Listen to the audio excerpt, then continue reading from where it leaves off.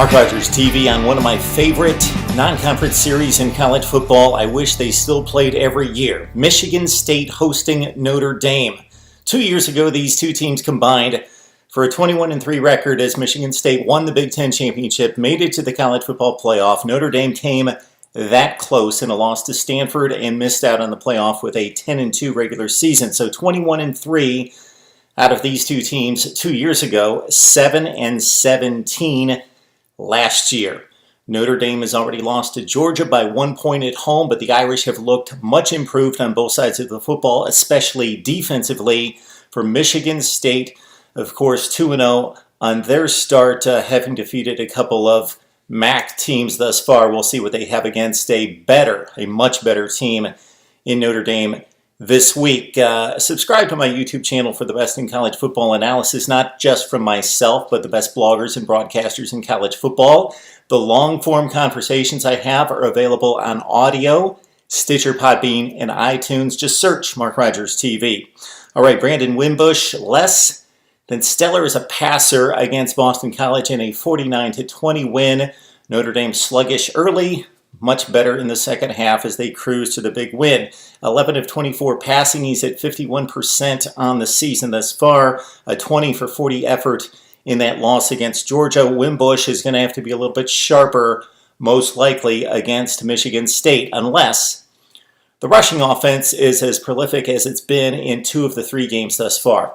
They came out with George Adams in particular rushing for 161 yards against Temple. He ran for 229 last week against BC. So in the 2 Notre Dame wins, they have run the football down the throats of the Owls and the BC Eagles. 433 yards rushing in the opener at home, and then against BC last week, 515 yards. 515 yards rushing. Well, against Georgia, not so much. They did run it a little bit, but not nearly as successful against a Georgia defense with 10 returning starters and all that talent and speed. The Notre Dame offensive line should be extremely good this season, and based on those rushing numbers, they have been. Mike McGlinchey, one of the best in the business. Quentin Nelson as well. Lead 4 starters returning from 2016. 85 career starts amongst that Notre Dame offensive line. Michigan State on defense played extremely well against Western Michigan, a Broncos team that ran it down the throats of USC at the Coliseum for 263 yards rushing. Michigan State held Western Michigan to a $116 on the ground, and Western Michigan only went 1 of 15 on third down conversions. 5 sacks in 2 games for the Spartans on defense after just 11 sacks in 12 games last year. They are claiming themselves as the destruction hammer. That's the motto for 2017's Michigan State defense, the destruction hammer. For the Spartans on offense, it starts with Brian Lewerke. He's a much different type of Michigan State quarterback than Connor Cook. Kirk Cousins throwing out of the pocket. He brings the element of the run. He broke his leg last October, and the 2 big differences in Michigan State football, albeit 2 wins against lesser competition this year after 3-9 last season, is quarterback play is much more consistent.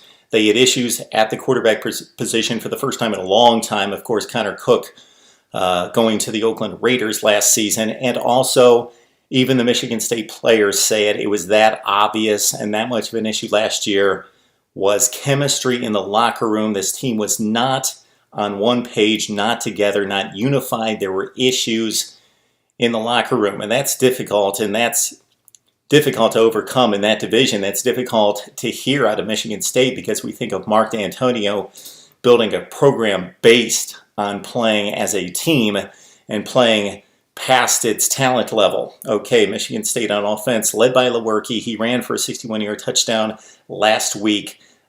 This is his 15th career start, so he's been under center or in the shotgun a number of times now, and he's at 65% with 4 touchdowns and 1 pick. I think the Michigan State offensive line is the key to the entire game.